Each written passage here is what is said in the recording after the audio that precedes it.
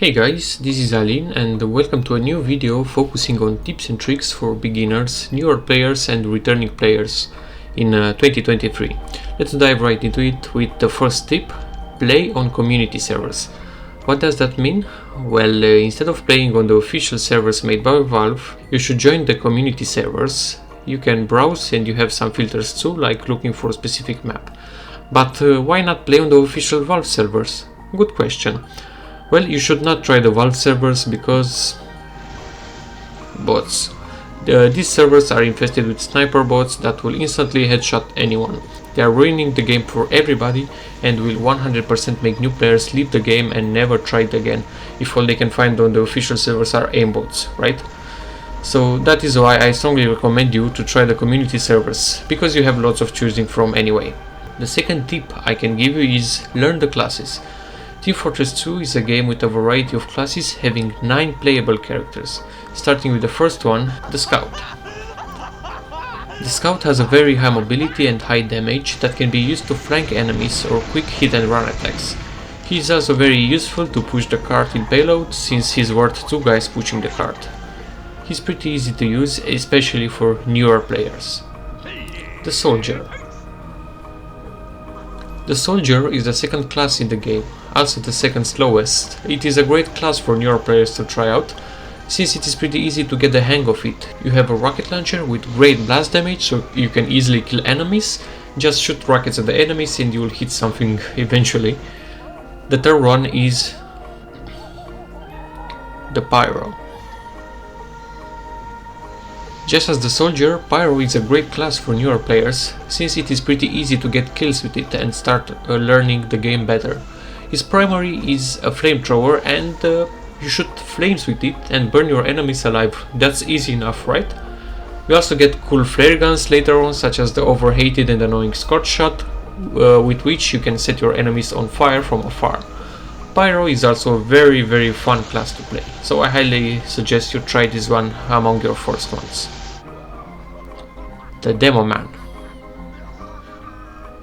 The Demoman is a high damage character that uses a grenade launcher and some sticky bombs. Needless to say that you will have lots of fun throwing grenades around and killing people with it, so I also recommend you to try out the demo. The Heavy. Heavy is our 5th class. He is the slowest class in the game, but he has a minigun and can melt larger groups of enemies in seconds if used right. He's not that fun, to be honest, but I personally enjoy playing with Heavy, since I can do lots of damage and tank some damage, especially if I have a pocket medic with me, of course. The Engineer. The Engineer is the 6th class and one of the most important in the game, since it has one of the most crucial things: teleporters, besides the sentry gun and the dispenser. With the teleporters, you can help your team get to the front lines in a second instead of 30 seconds of walking. Most of the time, teleporters make the difference between win or loss. At first, I strongly suggest newer players to play Engineer with a gunslinger equipped, so instead of building a large sentry in a weird and useless spot and be a turtle engineer, you can go out with a mini sentry and a shotgun and shoot and kill and die and fail and learn. The Medic. The Medic is also a very crucial class, as it can heal the HP of the people in the team. Usually, a good medic will have the Crusader's crossbow to be able to heal people even from a distance. Usually the teams with no medics tend to lose, especially if the enemy team does have a medic. The Sniper. Sniper is the 8th class and it is one of the hardest in the game to learn. I highly suggest beginner players not to dive in too deeply into Sniper at first, since you need to understand the game and the mechanics of the game a little bit better in general before you try learning one of the hardest characters in the game. Also, playing on a pub and having 5 snipers out of 12 players is annoying, but this is just a tip, you can do whatever you want, of course. The Spy. The last class and my favorite is the Spy. You can go invisible and insta-kill people if you stab them from behind. Pretty cool, right? You can also sub the teleporters and other buildings of the Engineer and destroy them. Although it is lots of fun playing Spy, it is also pretty hard in the beginning, so just as I said at the Sniper, I do not recommend Spy for newer players at first, since you'll die a lot and you're not able to kill anyone at first. In this tier list I summarized what I just said: the easier characters that I recommend you to try on first, the medium difficulty characters, and the hard to master classes. The third tip I can give you is learn the maps. The game has many maps. Playing on new ones could be difficult at first, but without these you will not be able to progress in TF2. Go on and try new maps, new paths, check out hidden rooms and try out unusual shooting angles.